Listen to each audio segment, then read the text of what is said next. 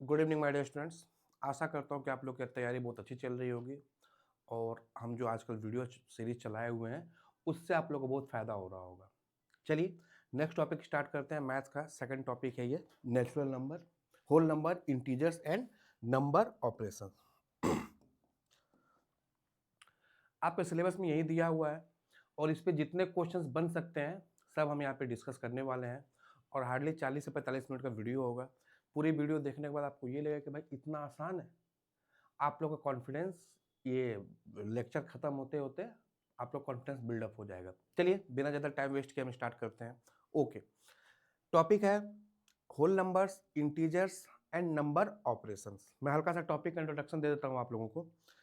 Whole number, आप लोग जानते हो होल नंबर किसको बोलते हैं? पूर्ण संख्या। ठीक है, कहाँ से कहाँ तक? 0 1 2 3 लेते रहे ऐसे कहाँ तक? इन्फिनिटी तक। इसको हम लोग होल नंबर बोलते हैं। इंटीजर्स, इंटीजर्स को क्या बोलते हैं हम लोग? पूर्णांक बोलते हैं।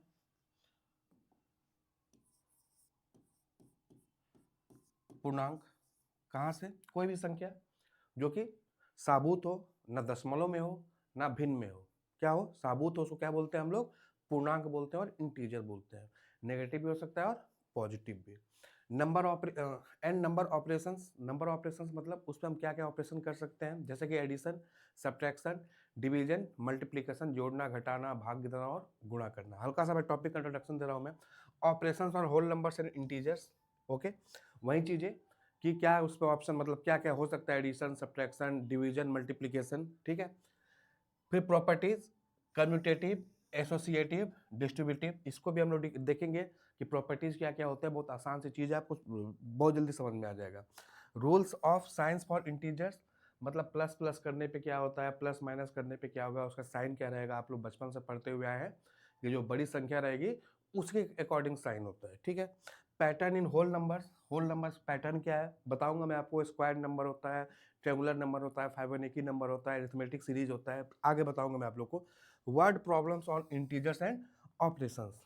वर्ड प्रॉब्लम मतलब आप देखेंगे इसमें वर्ड प्रॉब्लम क्या क्या इस पे हो सकते हैं। चलिए बिना ज़्यादा टाइम वेस्ट किए मैं आपको एमसीक्यू के थ्रू ही पूरे टॉपिक आप लोगों को करा दूंगा और ये लेक्चर देखने के बाद आपको फिर से दोबारा इस टॉपिक को कहीं और से पढ़ने की जरूरत नहीं पड़ेगी, क्योंकि इस पे जितने क्वेश्चंस बन सकते हैं सब हम यहाँ पे डिस्कस करने वाले हैं। एक मिनट दीजिए सर जी। सर थोड़ा सा वॉल्यूम वॉल्यूम। चलिए स्टार्ट करते हैं।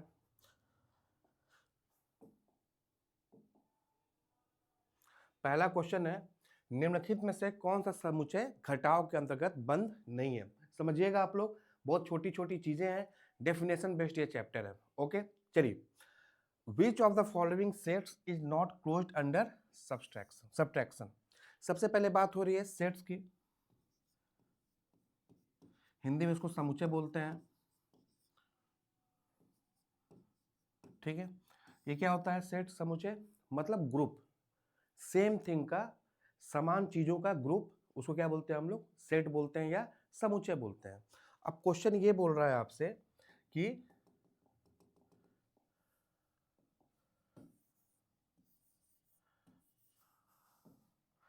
क्वेश्चन क्या बोल रहा है आपसे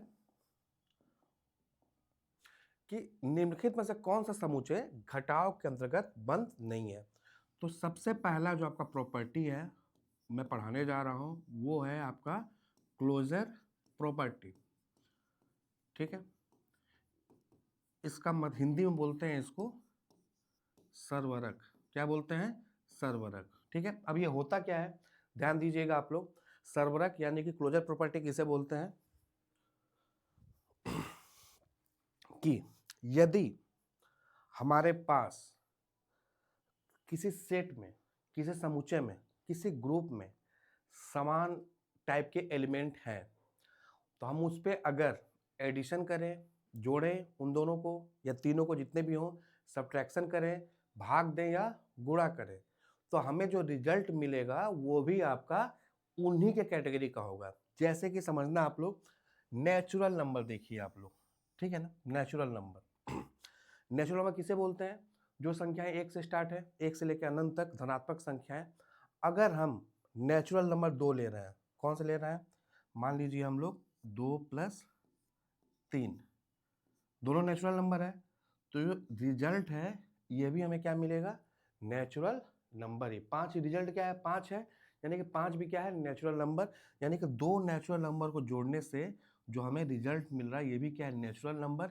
यानी कि ये जो नेचुरल नंबर यानी कि प्राकृतिक संख्याएं जो है वे जोड़ के अंतर्गत बंद है, समझिएगा आप लोग, जोड़ के अंतर्गत बंद है। अब बात किसकी हो रही है, घटाव की। बात किसकी हो रही है, घटाव की। हम 2 और 3 लिए हैं अगर हम 2 में से 3 घटाएंगे, दोनों प्राकृतिक संख्या है, 2 में से 3 घटाते हैं तो हमें क्या मिलेगा, -1। ये भी प्राकृतिक संख्या, ये भी प्राकृतिक संख्या, लेकिन ये प्राकृतिक संख्या, ये नेचुरल नंबर आपका नहीं है।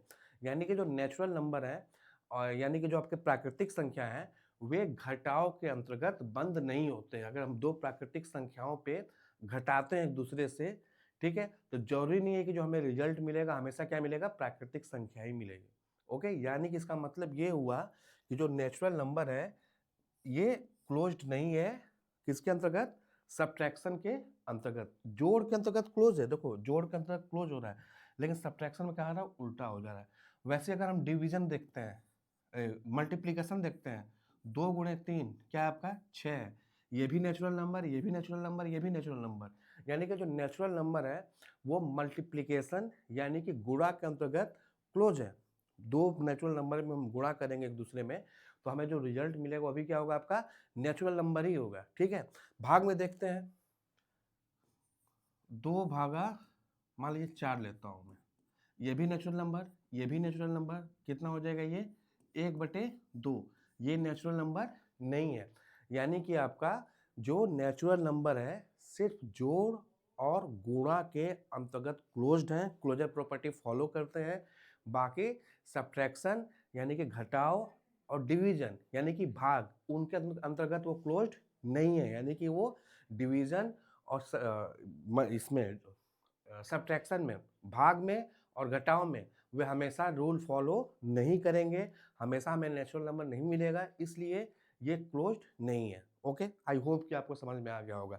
आगे बढ़ते हैं, होल नंबर्स। होल नंबर किसे कहते हैं बताया था मैं भी स्टार्टिंग में, आप लोग जानते होंगे, 0 से स्टार्ट होता है होल नंबर। ठीक है, कोई भी होल नंबर 2 लेते हैं, मान लीजिए हम 2 ले लिए और 4 ले लिए, इनको हम माइनस कर रहे हैं तो हमें उत्तर क्या मिल रहा है, -2। ये आपका होल नंबर है, पूर्ण संख्या है, ये पूर्ण संख्या है, लेकिन ये पूर्ण संख्या नहीं है। यानी कि आपका होल नंबर भी सब्ट्रैक्शन के अंदर, ठीक है, आपका क्लोजर प्रॉपर्टी यानी कि सर्वरक नियम को फॉलो नहीं करता है। ठीक है, यानी कि होल नंबर भी क्या हो गया आपका, नहीं। इंटीजर्स, पूर्णांक की बात करते हैं। मान लीजिए हम 2 पूर्णांक ले रहे हैं, कौन से पूर्णांक, मान लीजिए हम -5 ले लिए और 3 ले लिए। इन दोनों को, ये भी पूर्णांक है, ये भी पूर्णांक है, ठीक है ना। इन तीनों को, इन दोनों को जोड़ेंगे तो हमें क्या मिलेगा, -2, ये भी आपका पूर्णांक है। ओके, घटाव में देखते हैं, -5 -3, -5 -3, ये क्या हो गया आपका, -8। यानी कि ये भी फॉलो कर, ये भी आपका पूर्णांक है, ये भी पूर्णांक है, ये भी पूर्णांक है। ठीक है, यानी कि आपका जो पूर्णांक होते हैं, ठीक है ना, वे सब्ट्रैक्शन को अंतर्गत क्लोज्ड है, यानी कि क्लोजर प्रॉपर्टी को फॉलो करते हैं। वैसे ही रेशनल नंबर 2 रेशनल नंबर अगर आप लेंगे तो उस पे आप उनको जोड़ें, घटाएं, गुणा दें, गुणा करें, ठीक है ना, भाग में नहीं, जोड़ना, घटाना, गुणा करना, तीनों में क्या होता है वो फॉलो करेगा। हम 2 रेशनल नंबर पे अगर हम उनको जोड़ते हैं, घटाते हैं या गुणा करते हैं तो हमें उत्तर क्या मिलेगा, आपका रेशनल नंबर ही। यानी कि रेशनल नंबर भी क्या होगा, फॉलो करेगा। तो फॉलो कौन कौन नहीं करेगा, आपका नेचुरल नंबर और होल नंबर। आई होप कि जो आपकी पहली प्रॉपर्टी है क्लोजर प्रॉपर्टी, सर्वरक नियम, आपको अच्छे से समझ में आ गया होगा। कुछ नहीं है, बस हल्का सा थ्योरी पार्ट है। ठीक है, चलिए आगे बढ़ते हैं।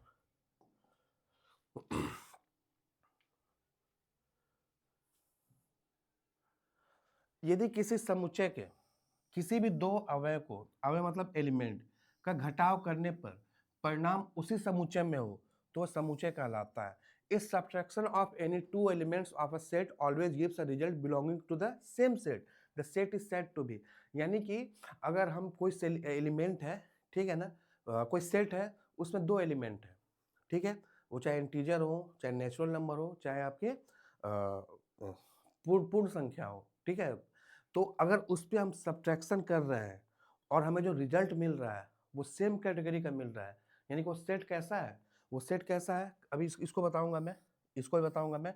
वो सेट कैसा है आपका, क्लोज्ड अंडर सब्ट्रैक्शन, घटाव के अंतर्गत बंद, ठीक है। क्लोज्ड अंडर सब्ट्रैक्शन यानी कि देखो दिया क्या हुआ है, दो अवयव को घटाव करने पर परिणाम उसी समुच्चय में हो, यानी कि हम जो दो अवयव को घटा रहे हैं उन्हीं के जाति का हमें रिजल्ट भी मिल रहा है, ठीक है। यानी कि ये क्या हो गया, ये आपका क्लोजर प्रॉपर्टी को फॉलो करता है, यानी कि ये क्या हो गया, क्लोज्ड अंडर सब्ट्रैक्शन हो गया, ठीक है।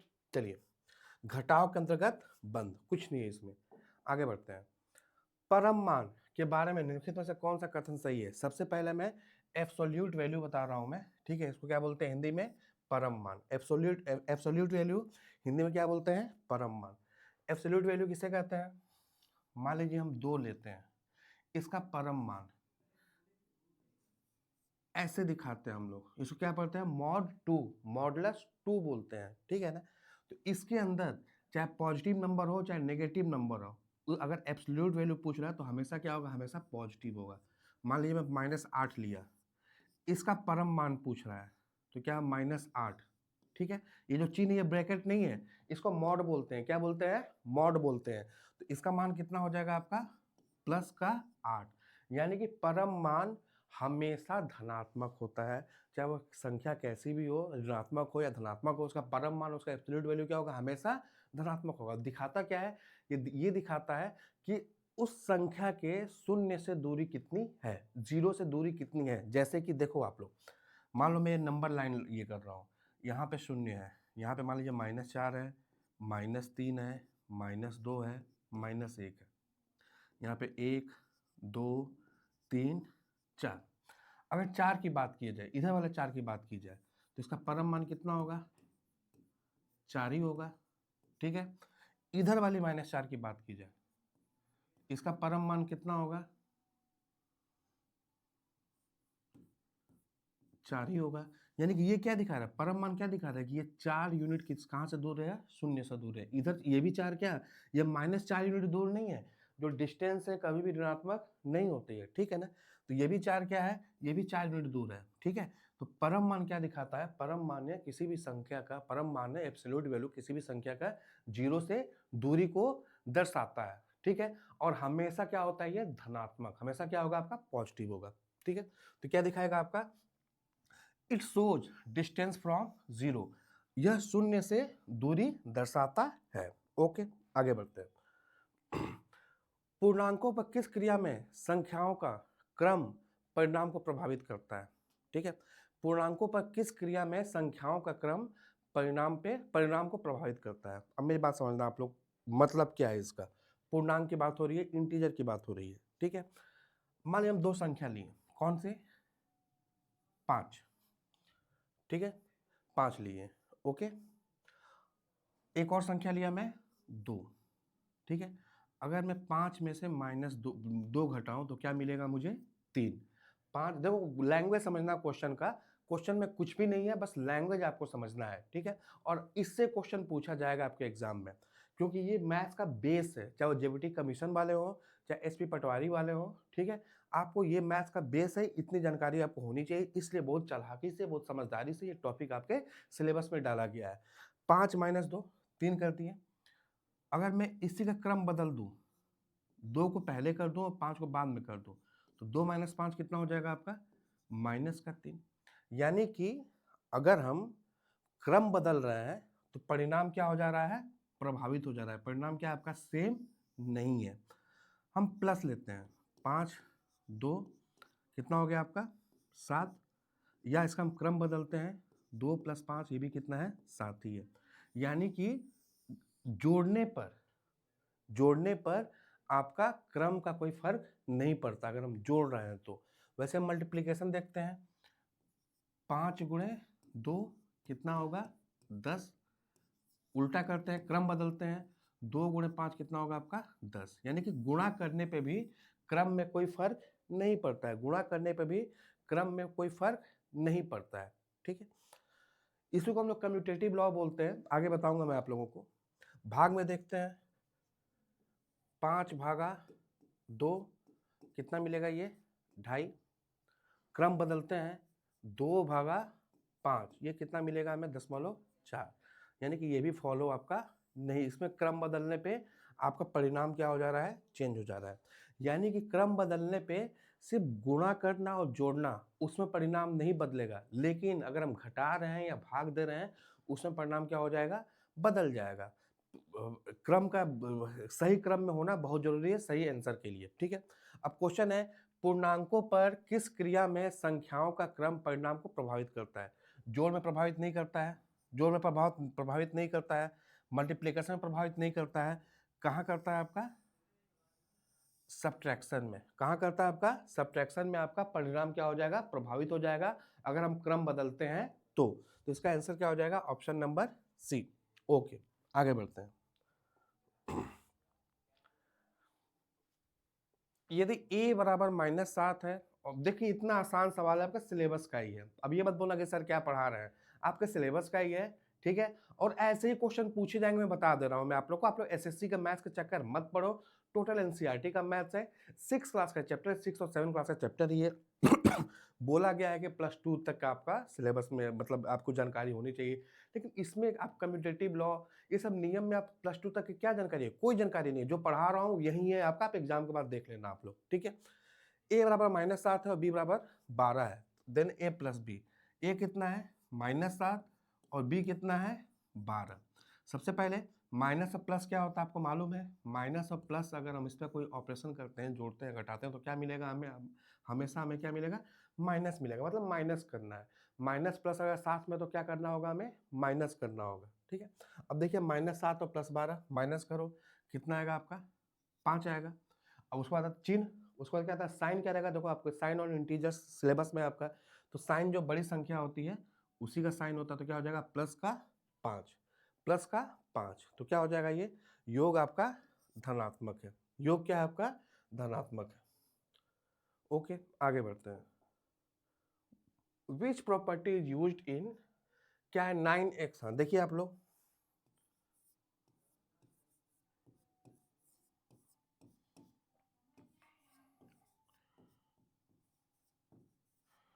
Which property is used in, ये जो आपका है इक्वेशन, इसमें कौन सी प्रॉपर्टी का इस्तेमाल हुआ है, तो समझना आप लोग, डिस्ट्रीब्यूटिव प्रॉपर्टी। डिस्ट्रीब्यूटिव मतलब डिस्ट्रीब्यूट कर देना, डिस्ट्रीब्यूट कर देना। जैसे कि आपका 9 है, ये x के साथ भी गया है और किसके साथ गया है, y के साथ भी गया है, डिस्ट्रीब्यूट हुआ है 9 गुणे x और 9 गुणे y।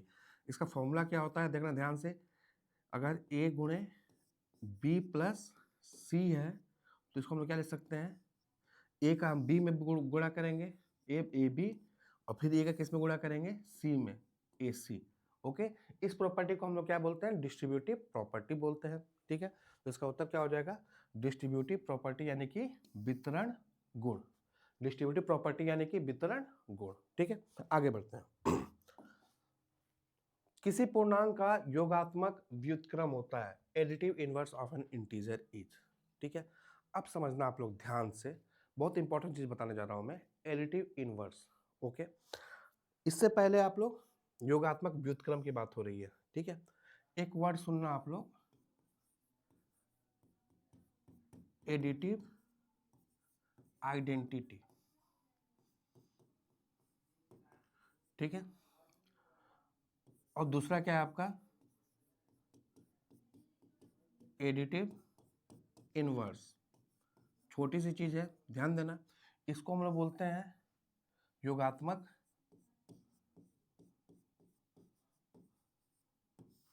परिचायक, ठीक है। और इसको हम लोग बोलते हैं योगात्मक व्युत्क्रम।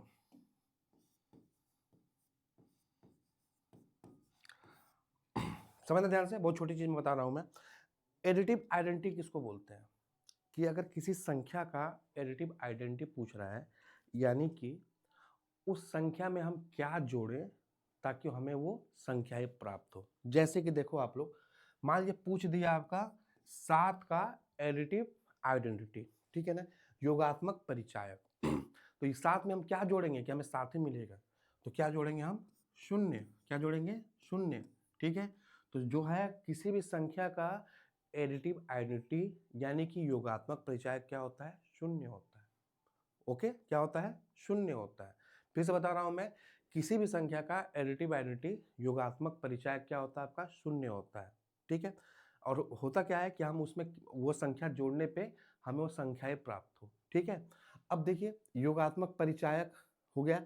अब नेक्स्ट है आपका एडिटिव इनवर्स। एडिटिव इनवर्स, ठीक है ना, योगात्मक व्युत्क्रम। ये क्या होता है? बहुत ध्यान सुनना आप लोग, किसी भी संख्या में हम क्या जोड़ें कि हमें क्या मिले? शून्य मिले। उल्टा देखो, पहले क्या था? समान संख्या, वही संख्या मिले। अब इनवर्स में क्या हो गया आपका? शून्य मिले। तो किसी भी संख्या में हम क्या जोड़ेंगे कि हमें शून्य मिलेगा? मान लीजिए कोई संख्या है 10, 10 में क्या जोड़ेंगे कि हमें शून्य मिलेगा? तो 10 में -10 जोड़ोगे तभी तो शून्य मिलेगा आपको। ठीक है ना, यानी किसी भी संख्या का एडिटिव इनवर्स क्या होता है? उसका नेगेटिव, उसका ऋणात्मक। कोई संख्या ले लिया, मान लीजिए 13 ले लिया, तो इसका एडिटिव इनवर्स क्या हो जाएगा? -13, क्योंकि इन दोनों को जोड़ने पे क्या मिलेगा? हमें 0 मिलेगा। ठीक है ना, तो इसका उत्तर क्या हो जाएगा? A number with opposite sign, विपरीत चिन्ह वाली संख्या, विपरीत चिन्ह वाली संख्या। ओके, आगे बढ़ते हैं। आई होप कि समझ में आ गया होगा एडिटिव इनवर्स, एडिटिव आइडेंटिटी। ठीक है, अभी हम इस क्वेश्चन आएगा मल्टीप्लिकेटिव इनवर्स और मल्टीप्लिकेटिव आइडेंटिटी का, वही बताऊंगा मैं आप लोग को। फिलहाल ये आपको समझ में आ गया होगा। आगे बढ़ते हैं। पूर्णांकों के बारे में कौन सा कथन सही है? देखो बहुत आसान सवाल है, बहुत छोटे सवाल है, लेकिन कंसेप्ट आपका क्लियर होना चाहिए। ओके, देज ए स्मॉलेस्ट इंटीजर, सबसे छोटा पूर्णांक होता है। आगे आता है, सही की बात है। देज ए ग्रेटेस्ट इंटीजर, ठीक है, सबसे बड़ा पूर्णांक होता है। Integers are finite, integers are finite मतलब पूर्णांक सीमित है। Integers are infinite in both directions, integers are infinite in both direction. सबसे पहले बात देखिए, देज ए स्मॉलेस्ट इंटीजर, पूर्णांकों के बारे में कौन सा कथन सही है? देज ए स्मॉलेस्ट इंटीजर, ठीक है, सही है कि गलत है बताइए। देखिए सबसे पहले इस पे आते हैं, देज ए ग्रेटेस्ट इंटीजर, ये तो गलत है, क्योंकि इंटीजर पूर्णांक जो है वो अनंत तक होते हैं, दोनों दिशा में, नेगेटिव डायरेक्शन में भी और पॉजिटिव डायरेक्शन में। इंटीजर्स आर फिनाइट, ये क्या हो गया? गलत है, क्योंकि क्या होते हैं? इनफिनाइट होते हैं, अनंत होते हैं। ठीक है, integers are infinite in both direction, पूर्णांक दोनों दिशाओं में अनंत है। ये आपका क्या है? सही है। There is smallest integer, smallest integer कौन सा हो सकता है? स्मॉलेस्ट इंटीजर जीरो को हम लोग बोल सकते हैं। ठीक है ना, तो ये भी क्या आपका सही है। तो इसमें ऑप्शन नंबर ए और ऑप्शन नंबर डी दोनों क्या है आपके? सही है। आगे बढ़ते हैं। द वैल्यू, बहुत देखो बहुत आसान सवाल है। ठीक है, फिर देख लो आप लोग, -24 डिवाइडेड बाई 6 काटोगे क्या मिलेगा आपको? -4। क्या मिलेगा आपको? -4। अगर यही रहता -24 डिवाइडेड बाई -6, तो ये काटने पर क्या हो जाता आपका? जीरो, माइनस से माइनस कट जाता है, ये क्या मिलता आपका? 4 मिलता। ठीक है, इसका उत्तर क्या हो जाएगा आपका? -4। आगे बढ़ते हैं। निम्न में से किस समुच्चय में शून्य अवश्य होता है? शून्य अवश्य को होता है। प्राकृतिक संख्या में शून्य नहीं होता है। ठीक है, अभाज्य संख्या में शून्य नहीं है। अभाज्य संख्या की शुरुआत कहाँ से होती है? 2 से होती है। सबसे छोटी अभाज्य संख्या कौन सी आपकी? 2 है। ठीक है, पूर्ण संख्या, पूर्ण संख्या में शून्य होता है, विषम संख्या में भी शून्य नहीं है। तो इसका उत्तर क्या हो जाएगा? पूर्ण संख्या यानी कि होल नंबर्स। ओके, आगे बढ़ते हैं। यदि तापमान -8 से, देखो यही था लास्ट में आपका word problem on integers and whole numbers. ठीक है, उसके कुछ क्वेश्चंस हैं, देखो आप लोग। यदि तापमान -8 से कहाँ तक कितना हो जाए? 5 हो जाए, -8 डिग्री सेंटीग्रेड से 5 डिग्री हो जाए, तो शुद्ध परिवर्तन बताइए। शुद्ध परिवर्तन बताइए। एक बात बताइए, मैं एक चीज बता रहा हूँ आप लोगों को, देखिएगा ध्यान से। अगर आपके पास 10 रुपया है, ओके, और कुछ दिन बाद आपके पास क्या हो गया? 120 रुपया हो गया। क्या हो गया आपका? 120 रुपया हो गया। ठीक है, तो कितना रुपया बढ़ा? कैसे निकालोगे आप लोग? 120 माइनस 10, 110, यानी कि फाइनल वैल्यू में से आप इनिशियल वैल्यू को क्या कर दोगे आप लोग? माइनस कर दोगे। वैसे ही -8 से कितना हो गया? 5 हो गया, यानी कि 5 माइनस माइनस का 8, ये माइनस गुणे माइनस क्या हो जाएगा? प्लस। तो 5 + 8 कितना हो गया? 13 डिग्री सेंटीग्रेड बढ़ा। तो इसका उत्तर क्या हो जाएगा? 13 डिग्री सेंटीग्रेड धनात्मक। आई होप कि आपको समझ में आ गया होगा, आसान है, आपको आता भी होगा। ठीक है, आगे बढ़ते हैं। -20 माइनस मॉड में -20 है, माइनस -7 है। मॉड मतलब परम मान, शून्य से दूरी, ठीक है। तो इसका भी मान कितना हो जाएगा 20 माइनस इसका भी मान कितना हो जाएगा 7। ये ब्रैकेट नहीं है कि माइनस गुणे माइनस प्लस हो जाएगा, ओके, ब्रैकेट ये नहीं है, ठीक है। ये क्या है, मॉड है, मतलब परम मान वाला है। परम मान के अंदर कोई भी संख्या हो उसके क्या होगा हमेशा धनात्मक ही। तो 20 में 7 जा कितना हो गया आपका 13। आंसर क्या होगा ऑप्शन नंबर बी। आगे आते हैं, पूर्णांकों की घटाओं में कौन सा गुण असफल होता है। पूर्णांक मतलब इंटीजर, पूर्णांक मतलब इंटीजर। पूर्णांकों की घटाओं में कौन सा गुण असफल होता है। Which property fails for subtraction of integers, ठीक है। देखिए क्लोजर सबसे पहले डिस्कस करते हैं। क्लोजर देखो बहुत बढ़िया क्वेश्चन है, बहुत कंसेप्ट वाला क्वेश्चन है, लेकिन बहुत आसान है, ठीक है। मैं बोल रहा हूँ कि जैसे वीडियो खत्म होगा आप लोग को समझ में आएगा, भाई आप लोग सोचोगे भाई इतना आसान टॉपिक था, ठीक है। चलिए, पूर्णांकों की घटाओं में कौन सा गुण असफल होता है। पहला क्लोजर चेक करते हैं।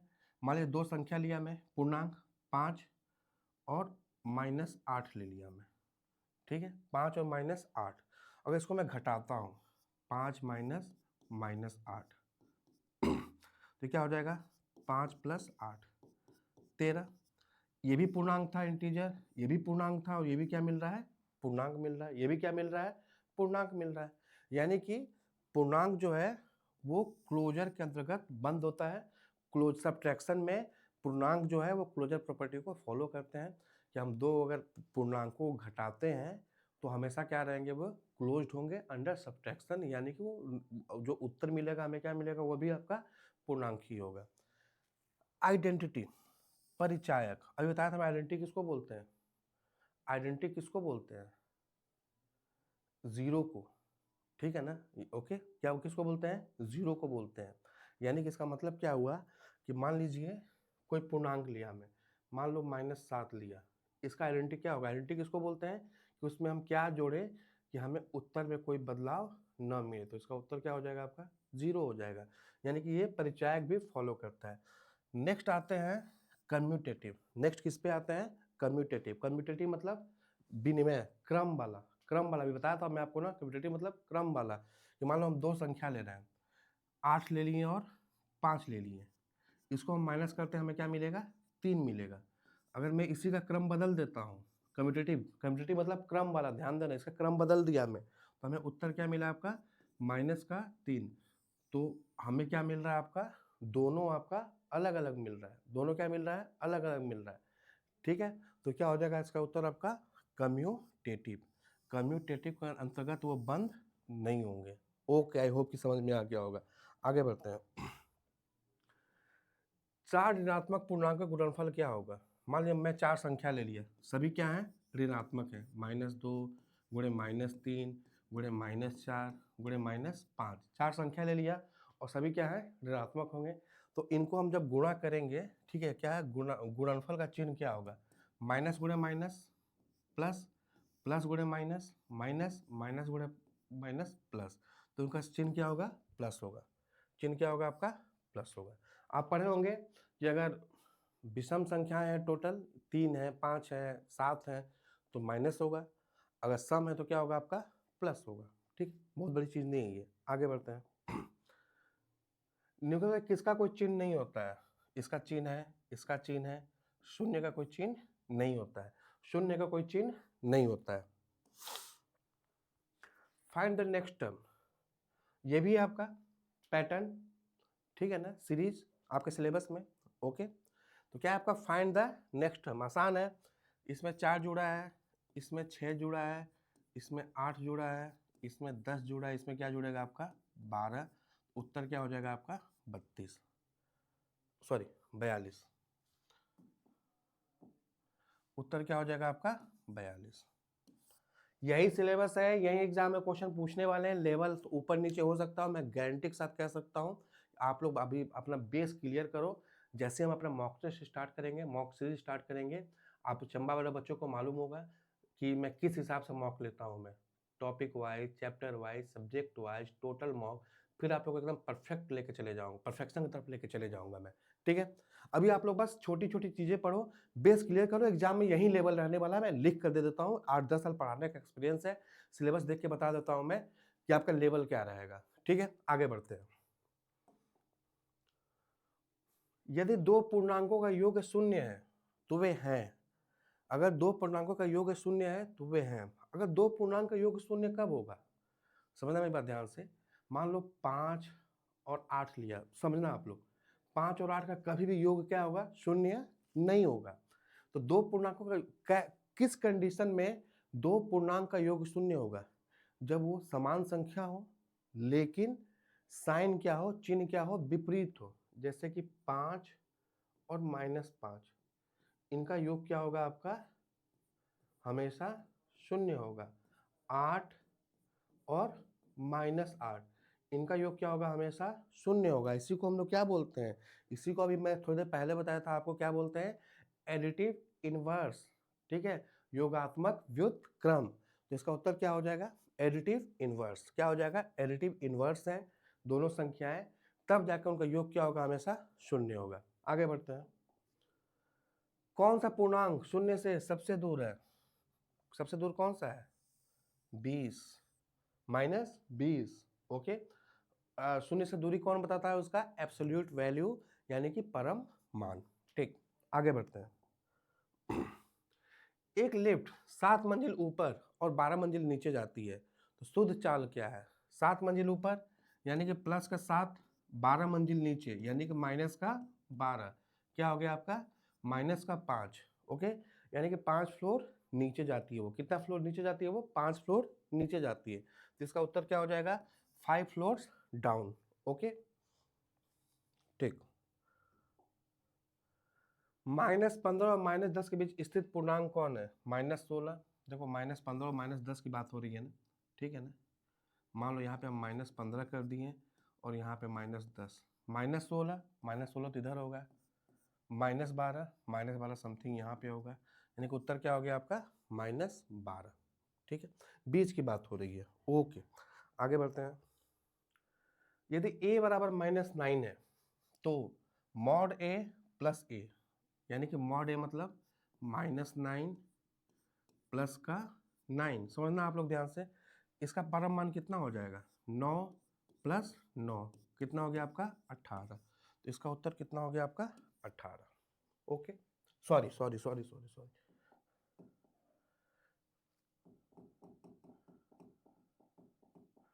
a बराबर -9 है, ठीक है ना। तो ये कितना हो जाएगा आपका, 9 प्लस, ये वहीं रहेगा क्योंकि ये मॉड में नहीं है, ये ब्रैकेट में है, -9। प्लस माइनस क्या होता है, माइनस होता है। तो 9 - 9 यानी कि 0, यानी कि 0। ओके, ठीक है, आसान सवाल है। आगे बढ़ते हैं। a प्लस बी प्लस सी बराबर ए प्लस बी अंडर ब्रैकेट में है, प्लस सी है, बराबर a प्लस, फिर ब्रैकेट में क्या है, b प्लस सी। ठीक है, a प्लस बी प्लस सी। अब ये क्या है बताइए आप लोग, कौन सा नियम है, ये आपका एसोसिएटिव नियम है। कौन सा नियम है, एसोसिएटिव, सहचारी नियम। क्या कहता है ये, क्या देखो, डिस्ट्रीब्यूटिव क्या था, डिस्ट्रीब्यूटिव आपका मल्टीप्लिकेशन वाला था, ये a गुणे बी प्लस सी है, तो क्या हो जाएगा, ये ए बी प्लस ए सी हो जाएगा। ये क्या है आपका, आपका देखो a प्लस बी और ये प्लस का c बराबर a प्लस बी प्लस सी, तो ये क्या है आपका एसोसिएटिव नियम है। कौन सा नियम है ये, सहचारी नियम। ठीक है, अगर मैं संख्या लेता हूं, मान लो 5 प्लस 4 प्लस 3 लिया, इसको मैं क्या लिख सकता हूं, इसको मैं क्या लिख सकता हूं, 5 प्लस 4 प्लस 3, क्योंकि दोनों का रिजल्ट सेम होगा, 5 प्लस 7, ठीक है ना। ये कितना हो जाएगा, 5 प्लस 4 9 प्लस 3, ये भी 12 आ रहा है और ये भी क्या आ रहा है, 12 आ रहा है, यानी कि क्या हो गया, ये एसोसिएटिव नियम बोलते हैं उसको। और एसोसिएटिव नियम सिर्फ एडिशन में और मल्टीप्लिकेशन में फॉलो होता है, बाकी डिवीजन और सब्ट्रैक्शन में नहीं होता है। जैसे कि मैं दिखा देता हूँ आप लोगों को, मान लीजिए 5 माइनस 4 माइनस 3 लिया हूँ मैं। अगर मैं इसी को लिखूँ 5 माइनस 4 और माइनस 3, ये कितना हो गया आपका? 5 माइनस 4 माइनस 3 कितना हो गया? 1। ये 5 माइनस 4, 1 माइनस 3, ये कितना हो गया आपका? 4 हो गया। और ये कितना हो गया? माइनस 2 हो गया। देखो उत्तर अलग अलग आया है कि नहीं आया है? ठीक है ना।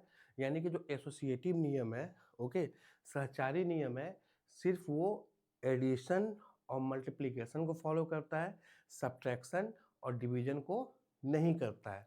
तो ए प्लस बी प्लस सी, और इसको हम कैसे लिखे हैं? ए प्लस बी प्लस सी कौन सा नियम हो गया आपका? ये सहचारी नियम हो गया। डिस्ट्रीब्यूटिव नियम क्या था आपका? ये वाला, ए गुणे बी प्लस सी है तो डिस्ट्रीब्यूट हो जाएगा, ठीक है ना। क्लोजर नियम बता ही चुका हूँ। कम्यूटेटिव नियम, कम्यूटेटिव नियम क्या था? ए प्लस बी बराबर बी प्लस ए, ये क्या था आपका? कम्यूटेटिव नियम था, ठीक है। आई होप कि क्लियर है आप लोगों को। कौन सा कथन गलत है? ठीक है ना। All whole numbers are integers, सभी पूर्ण संख्याएं पूर्णांक होती है। सही बात है, कोई भी पूर्ण संख्या ले लो वो पूर्णांक ही होगी, ठीक है। ये क्या है आपका? सही है। All integers are whole numbers, all integers are whole numbers, ये क्या है आपका? गलत है। गलत कैसे है? कि मान लो -5 ले लिए हम, -5 क्या आपका इंटीजर है, लेकिन ये होल नंबर पूर्ण संख्या नहीं है। पूर्ण संख्या कहाँ से शुरू होती है? 0 से। ओके, आसान है। आगे, शून्य एक पूर्णांक है, सही बात है। Integers include negative and integers includes negative number, पूर्णांकों में ऋणात्मक संख्याएं भी होती हैं, ये भी क्या आपका? सही है। तो गलत क्या है आपका? सभी पूर्णांक क्या है? पूर्ण संख्या, बस ये वाला गलत है। आगे बढ़ते हैं। फाइंड द मिसिंग टर्म, यानी कि next term. 1 minus 4 minus 9 minus 16, ये -1 का ये है, ठीक है ना। वर्ग नहीं बोल सकते हैं, ठीक है ना। ये -2, ये -3, ये -4, तो नेक्स्ट क्या हो जाएगा आपका? 5 का, यहाँ पे 1 का वर्ग कर रहा है, माइनस लगा दिया, 2 का वर्ग किया, माइनस लगा दिया, 3 का वर्ग किया, माइनस लगा दिया, 4 का वर्ग किया, माइनस लगा दिया, तो नेक्स्ट क्या होगा आपका? 5 का वर्ग करके माइनस लगा, तो उत्तर क्या हो जाएगा? Option number B. आसान सवाल है। किस संख्या का परम मान सदैव होता है?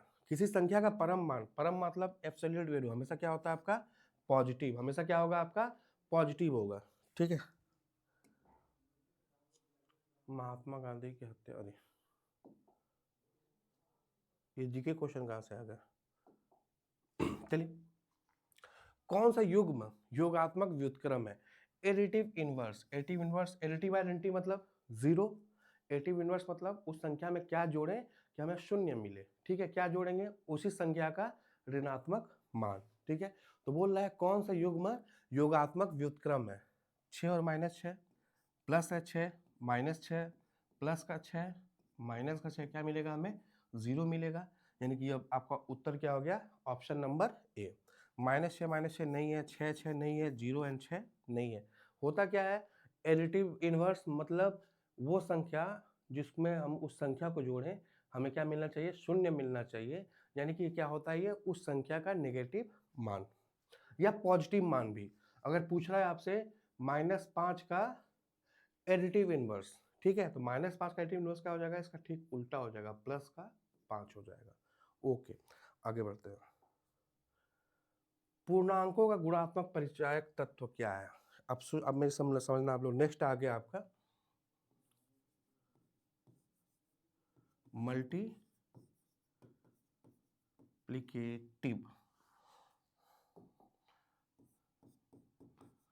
आइडेंटिटी, ठीक। और नेक्स्ट होता है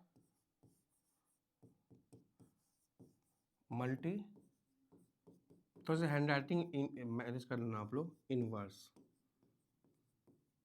हिंदी में मत जाओ, कंफ्यूज हो गए। इसको बोलते हैं गुणात्मक परिचायक आइडेंटिटी को, और गुणात्मक व्युत्क्रम इनवर्स को बोलते हैं, ठीक है।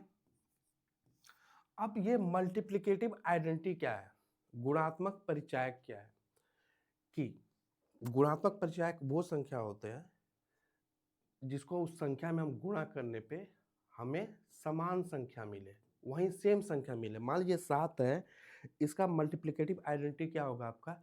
1 होगा, क्योंकि 7 में हम किस संख्या से गुणा करें कि हमें 7 ही मिलना चाहिए, तो क्या उसका उत्तर हो जाएगा? 1। ओके, आई होप कि आइडिया क्लियर है। अब इनवर्स किसको बोलते हैं कि उस संख्या में हम किस संख्या का गुणा करें ताकि हमें उत्तर 1 मिले। इससे पहले था कि उत्तर समान संख्या मिले, अब क्या है, उत्तर 1 मिले। तो क्या हो जाएगा आपका 7 गुणे 1/7, उसका ठीक उल्टा। इनवर्स मतलब 1 मिलना चाहिए और आइडेंटिटी मतलब सेम संख्या मिले। तो आइडेंटिटी क्या हो जाएगा, हमेशा 1, और इनवर्स क्या हो जाएगा, उसका उल्टा। ओके, 7 को इसका ये क्या कभी 1/7 है, क्या मिलेगा हमें, 1 मिलेगा। इसको हम लोग 1/7 को हम लोग 7 की पावर -1 भी करते हैं, ठीक है, तो ये भी क्या मिलेगा, 1 मिलेगा। यानी कि किसी संख्या का मल्टीप्लिकेटिव इनवर्स क्या हो जाएगा, उसी संख्या का उल्टा, ठीक है। अगर 7 है तो 1/7, 10 है तो 1/10। ओके, तो बोल रहा है पूर्णांकों का गुणात्मक परिचायक, मल्टीप्लिकेटिव आइडेंटिटी पूछ रहा है, तो क्या होता है, हमेशा 1 होता है। क्या होता है, हमेशा 1। आइडेंटिटी मतलब सेम संख्या मिले, ठीक है। ध्यान देना आप लोग, मल्टीप्लिकेटिव आइडेंटिटी मतलब सेम संख्या, इनवर्स मतलब 1 मिलना चाहिए, ठीक है। आगे बढ़ते हैं। कौन सी संख्या सबसे बड़ी है, सबसे बड़ी, देखो सबसे ज्यादा जीरो से दूरी पे होता तो -10 होता, लेकिन सबसे बड़ी बोल रहा है, तो सबसे बड़ी क्या है आपका, शून्य है। शून्य क्यों है, क्योंकि शून्य न्यूट्रल है, नेगेटिव में रहने से अच्छा हम न्यूट्रल रहे। तो कौन सी बड़ी संख्या है, सबसे शून्य है। ओके, आगे बढ़ते हैं। एक पनडुब्बी समुद्र तल से 55 मीटर नीचे और 30 मीटर ऊपर आती है। 55 मतलब -5 नीचे जाती है और 30 मीटर फिर ऊपर आती है। तो क्या होगा, तो क्या आ जाएगा ये -25। तो नई स्थिति क्या है, -25 मीटर, -25 मीटर। पहले क्या, -55 मीटर नीचे जा रही है और फिर 30 मीटर ऊपर आ रही है। आगे बढ़ते हैं। कौन सा ऋणात्मक समपूर्णांक है, -8, समपूर्णांक, इवन नंबर, ठीक है। आगे बढ़ते हैं। पूर्णांकों के लिए बंद गुण लागू होता है, closure property for integer holds अंदर, ठीक है ना। एडिशन में तो फॉलो करता ही है, ओके। जोड़ और घटाव में नहीं फॉलो करता है, कई बार बता चुका हूं मैं आपको, घटाव में फॉलो नहीं करता है, सिर्फ एडिशन में करेगा और आपका मल्टीप्लीकेशन में करेगा, ठीक है। क्लोजर प्रॉपर्टी क्या था कि अगर हम पूर्णांक को जोड़ते हैं तो अभी भी पूर्णांक मिलेगा, पूर्णांक को आपस में गुणा करेंगे तभी भी हमें पूर्णांक मिलेगा, ठीक है। ओके, पूर्णांक मिलेगा और सेम समान मिलेगा, समान, ठीक है, वो बात हो रही है अभी। एडिशन, सब्ट्रैक्शन एंड मल्टीप्लिकेशन, नहीं, सब्ट्रैक्शन आ गया। एडिशन और मल्टीप्लिकेशन में तो होता है लेकिन सब्ट्रैक्शन में नहीं होता है, डिवीजन में भी आपका नहीं होता, हमें समान उत्तर, सेम उत्तर नहीं मिलेगा, ठीक है। आगे बढ़ते हैं। यदि a प्लस बी बराबर 0 है, a प्लस बी बराबर 0, इसका मतलब क्या हुआ, b जो है वो a के बराबर है लेकिन नेगेटिव में है। लेकिन क्या है, दो संख्याओं का योगफल 0 कब होगा, जब वो संख्या समान हो लेकिन उल्टा हो, प्लस एक प्लस में हो दूसरा क्या हो, माइनस में हो। तो क्या हो जाएगा, ये a बराबर माइनस का b, तब ये कंडीशन पूरा होगा, ठीक है ना। देखो आपको a बराबर माइनस का b, ओके, ठीक है। आगे बढ़ते हैं। पूर्ण संख्या का कौन सा कथन सही है, कथन सही बात कर रहा है, दे इंक्लूड नेगेटिव नंबर्स, पूर्ण मतलब होल, पूर्ण मतलब होल नंबर्स, ठीक है ना। होल नंबर कहाँ से स्टार्ट होता है, 0 से, तो ये आपका गलत हो गया। दे स्टार्ट फ्रॉम 1, ये नेचुरल नंबर का डेफिनेशन है, ठीक है ना, 0 से स्टार्ट होता है, ये भी गलत है। दे इंक्लूड 0, ये क्या आपका सही है। ये सीमित है, नहीं सीमित नहीं है, इन्फिनाइट है, 0 से हम अनंत तक जाते हैं, ठीक है, पूर्ण नंबर में, ओके, ठीक है। आगे बढ़ते हैं। यदि a बराबर -15 और b बराबर -18, तो मॉड a प्लस बी पूछ रहा है, -15 प्लस -18। अब देखो इसका मान कितना हो गया, परम मान, एब्सोल्यूट वैल्यू 15, प्लस और माइनस क्या हो जाएगा, -18। ये ब्रैकेट है और ये मॉड है, इसका मान तो 15 ही रहेगा लेकिन इसका मान -18 हो जाएगा। तो 15 में से 18 कितना हो गया, -3। उत्तर कितना हो गया, -3 हो गया, ठीक है। आगे बढ़ते हैं। विच प्रॉपर्टी इज शोन, 7 गुणे 1 बराबर 7, ये क्या हो गया इसका मल्टीप्लिकेटिव आइडेंटिटी। मल्टीप्लिकेटिव आइडेंटिटी क्या होता है, बता चुका हूं मैं, फिर बता रहा हूं मैं, उस संख्या में हम क्या जोड़े, क्या गुणा करें कि हमें समान संख्या प्राप्त हो। इसको क्या बोलते हैं हम लोग, मल्टीप्लिकेटिव आइडेंटिटी बोलते हैं। इसका उत्तर क्या होगा, 1 होगा। किसी संख्या में सिर्फ अगर हम 1 से गुणा करते हैं तभी हमें समान संख्या मिलेगा, ठीक है। तो क्या होगा आपका आइडेंटिटी। देखो कितना आसान है, लेकिन हल्का सा थ्योरी बेस्ड है। ओके, आगे बढ़ते हैं। फाइंड द नेक्स्ट टर्म, आसान है। 1 का स्क्वायर, 2 का स्क्वायर, 3 का स्क्वायर, 4 का स्क्वायर, 5 का स्क्वायर, तो क्या हो जाएगा 6 का स्क्वायर यानी कि 36। -7 के ठीक बाद आने वाला पूर्णांक कौन सा है। 7 -8 पहले है। देखो कुछ बच्चे यहाँ पे गलती कर सकते हैं, -8 पहले आता है 7 से। ठीक बाद कौन आता है आपका, ये नहीं आता है। ठीक बाद कौन आएगा, -6 आएगा। देखो अगर हम नंबर लाइन देखें तो -7, इसके ठीक बाद क्या है, -6 है। ओके, ठीक बाद मतलब इधर वाला ठीक बाद नहीं, इधर वाला ठीक बाद, क्योंकि हम लेफ्ट से आते हैं। ओके, ठीक है, आगे बढ़ते हैं। कौन सा सदैव ऋणात्मक नहीं होता है, ऋणात्मक नहीं होता, तो क्या हो जाएगा आपका पूर्णांक आपका ऋणात्मक होता है, ठीक है ना। पूर्णांक आपका ऋणात्मक हो सकता है, पूर्ण संख्या ऋणात्मक नहीं होता है। पूर्ण संख्या ऋणात्मक नहीं होता है, ठीक है ना। परम मान भी ऋणात्मक नहीं होता है। तो इसका उत्तर क्या हो गया, उत्तर बी भी और सी भी। परिमेय संख्या ऋणात्मक हो सकता है। Okay, I hope clear. इसका उत्तर क्या हो गया आपका, बी भी और सी भी।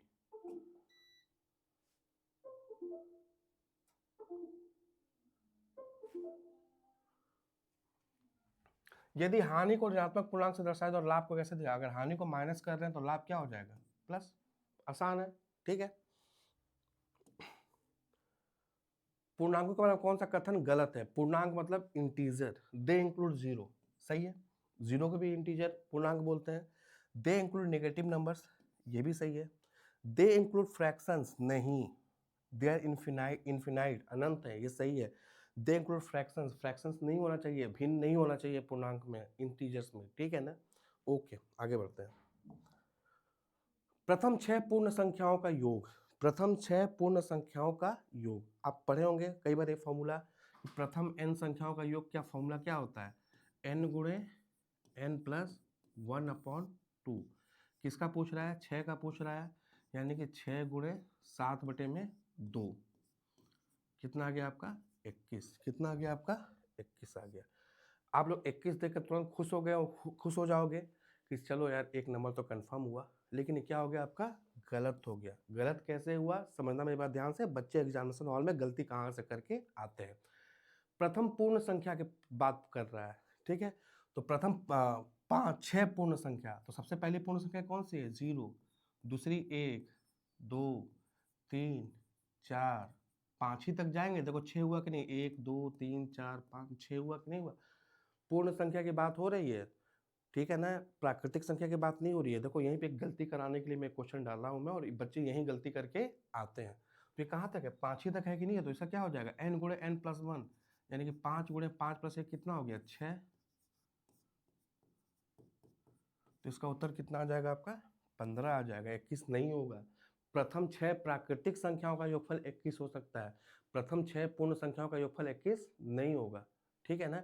अगर आपसे बोल दे कि प्रथम 15 प्राकृतिक पूर्ण संख्याओं का योग बताइए, तो प्रथम 15 की बात हो रही है तो हम 14 तक काउंट करेंगे। कहाँ तक काउंट करेंगे, 14, यानी कि n गुणे n प्लस 1/2। ऐसे होता है। पूर्ण संख्या और प्राकृतिक संख्या में क्या है आपका अंतर है, ठीक है। आगे बढ़ते हैं, बस खत्म की तरफ है। कौन सी श्रेणी वर्ग संख्या पैटर्न का अनुसरण करती है। वर्ग संख्या पैटर्न यानी कि ये 1, 4, 9 और 16, ये क्या है आपका वर्ग संख्या पैटर्न। वर्ग संख्या किसको बोलते हैं, ध्यान देना आप लोग, ठीक है ना। वर्ग संख्या किसको बोलेंगे आपका, 1, 4, 9, 16, 25, 36, ये क्या है आपका वर्ग संख्या है। वर्ग संख्या मतलब एक रफली बता दे रहा हूं मैं। वर्ग संख्या मतलब इस संख्या के अगर डॉट के रूप में रिप्रेजेंट कर रहे हैं तो हम वर्ग जो भी बनेगा वर्ग, जैसे हम 9 लेते हैं, ठीक है ना। 9 देखिए आप लोग, 1, 2, 3, 1, 2, 3, 1, 2, 3। अगर इसको ज्वाइंट करेंगे तो हमें क्या मिलेगा, वर्ग मिलेगा। इसीलिए हम इसको क्या बोलते हैं, वर्ग संख्या बोलते हैं, ट्रेंगुलर नंबर भी होता है, ठीक है, त्रिभुज संख्या ट्रेंगुलर नंबर वो क्या होता है 1 3, ये भी ऐसे ही होता है 6, ठीक है ना, ये भी ऐसे ही आगे जाएगा। ट्रेंगुलर नंबर किसको बोलते हैं कि जिसको डॉट को जोड़ने से हमें क्या मिल जाए, ट्रायंगल मिल जाए। 3 लिए जोड़ोगे तो ट्रायंगल मिलेगा कि नहीं मिलेगा, ठीक है। मान लो 6 लेते हैं, 1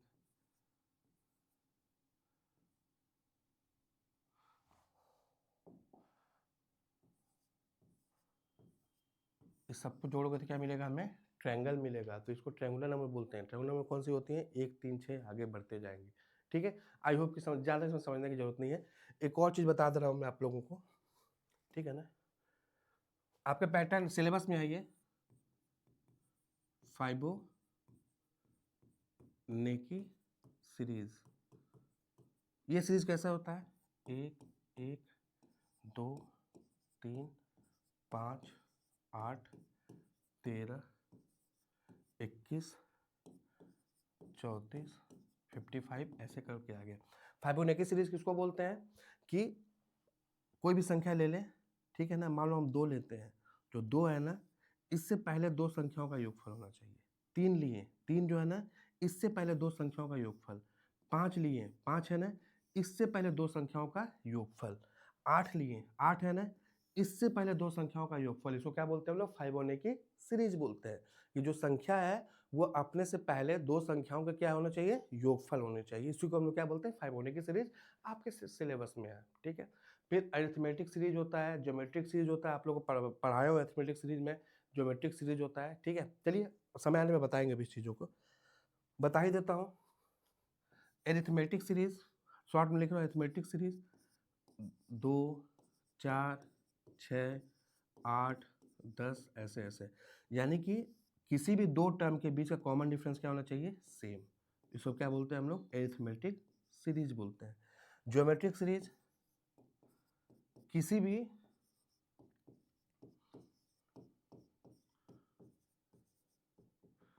कोई भी 2 नंबर ले लो, उसका जो अनुपात रहेगा हमेशा क्या रहेगा, सेम रहेगा। जैसे 2 और 4 है तो ये 4/2 बराबर 8/4 बराबर 16/8। इसको भी काटोगे 2 ही आएगा, इसको भी काटोगे 2 ही आएगा, इसको भी काटोगे 2 ही आएगा, ठीक है। यानी कि ज्योमेट्रिक सीरीज में आपका कोई भी 2 लगातार संख्याओं का जो अनुपात होता है अगले 2 संख्याओं के अनुपात के बराबर होगा, उसको क्या बोलते हैं हम लोग, ज्योमेट्री सीरीज बोलते हैं, ठीक है। चलिए आगे बढ़ते हैं। किस क्रिया में क्रम बदलने पर परिणाम समान रहता है। सब्ट्रैक्शन बता चुका हूं, नहीं। भाग बता चुका हूं, नहीं। जोड़ में क्या होगा, हम क्रम बदल देंगे तभी भी कोई मतलब नहीं है। इसको क्या बोलते हैं ना, इसको हम लोग कम्यूटेटिव प्रॉपर्टी बोलते हैं। क्या बोलते हैं, कम्यूटेटिव प्रॉपर्टी बोलते हैं, ठीक है। घटाव और भाग नहीं, तो क्या इसका उत्तर हो जाएगा आपका एडिशन। चलिए थैंक यू वेरी मच। ज़्यादा दिमाग मत लगाना, ठीक है। 50 मिनट की वीडियो है, आराम से देखना आप लोग, और इसके बाद आपको इससे ज़्यादा पढ़ने की जरूरत नहीं है। अगर किसी को कुछ डाउट होगा तो कमेंट सेक्शन में पूछ सकता है, मैं उसका रिप्लाई कर दूंगा मैं। बाकी आप लोग अपनी तैयारी करते रहो, बहुत ही जल्दी मॉक टेस्ट हम लॉन्च करने वाले हैं और आपका सिलेबस बेस कंप्लीट रहेगा, कंसेप्ट क्लियर रहेंगे। फिर देखिएगा आप लोग मॉक टेस्ट से कितनी अच्छी मैं तैयारी करवाता हूँ। चलिए थैंक यू वेरी मच। और आप लोग, मैं एक बात बोलना चाहता हूँ मैं आप लोगों से कि आप लोग बिल्कुल टेंशन मत लेना, मैं सिलेबस आपके एग्जाम से बहुत पहले कंप्लीट करा दूंगा मैं, ठीक है। उसके बाद हम लोग यहाँ पे भी आपका एमसीक्यू प्रैक्टिस करवाएंगे, साथ में हम अपने मॉक के थ्रू भी आपका एमसीक्यू प्रैक्टिस करवाएंगे। बाकी जो सब्जेक्ट्स बच रहे हैं उनकी क्लासेस भी बहुत जल्दी स्टार्ट करने वाला हूँ, और हार्डली 20 से 25 फैब तक, 20 फैब तक मान के चलिए मैं आपका सिलेबस बहुत अच्छे से कंप्लीट करा दूंगा। चलिए थैंक यू वेरी मच। पढ़ाई करते रहिए, प्रैक्टिस कीजिए, बिना प्रैक्टिस का आप एग्जाम नहीं निकाल सकते हैं, कोई भी वनडे एग्जाम। इसलिए सब कुछ काम धाम छोड़कर आप लोग सिर्फ अगर फॉर्म भरे हो, 800 रुपया लगाए हो आप लोग फॉर्म में, बात 800 की नहीं है, बात ये है कि मौका की, अच्छा मौका मिला हुआ है, ग्राउंड इसमें है नहीं, ठीक है। कुछ नहीं करना है, बस पढ़ना है, एग्जाम देना और एग्जाम निकालना है पॉजिटिव एटीट्यूड के साथ, पॉजिटिव अप्रोच के साथ, और मैं आप लोग का साथ हूँ। और भी बढ़िया कंटेंट हम लोग लाने वाले हैं। Thank you very much and all the best.